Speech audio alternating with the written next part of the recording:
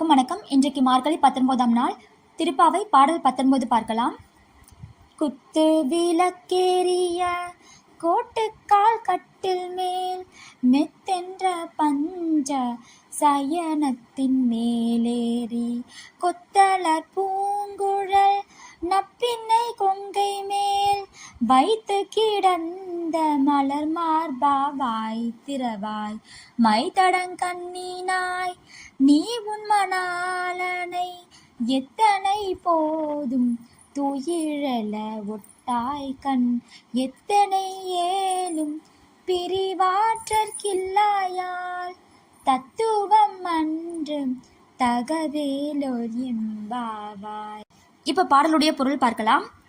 குத்து விளக்கெரிய யானை தந்தத்தால் ஆன கட்டில் மேல் விரிக்கப்பட்ட மிருதுவான பஞ்சுமத்தையில் விரிந்த கொத்தாக பூசூடிய நப்பினையின் மார்பில் தலை வைத்து கண்மூடி இருக்கும் மலர் மாலை தரித்த கண்ணனே, நீ எங்களுடன் பேசுவாயாக.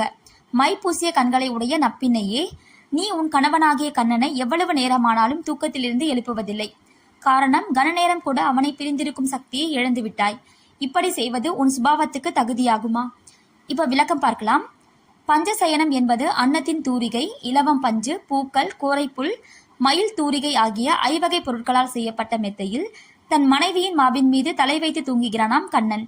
எழுவானா? அவள்தான் எழ விடுவாளா? ஆனாலும் கண்ணன் ஓரக்கண்ணால் தன் பக்தைகளை பார்க்கிறானாம்.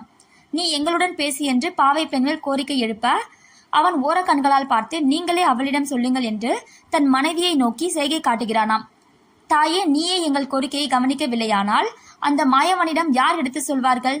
அவன் உன் மார்பில் தலை வைத்து கிடக்கும் பாக்கியத்தை பெற்றவள் நீ. எங்களுக்கு அவன் வாயால் நன்றாயிருங்கள் என்று ஒரே ஒரு ஆசை வார்த்தை கிடைத்தால் போதும் என்கிறார்கள்.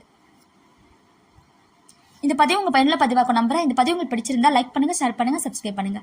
நன்றி, வணக்கம்.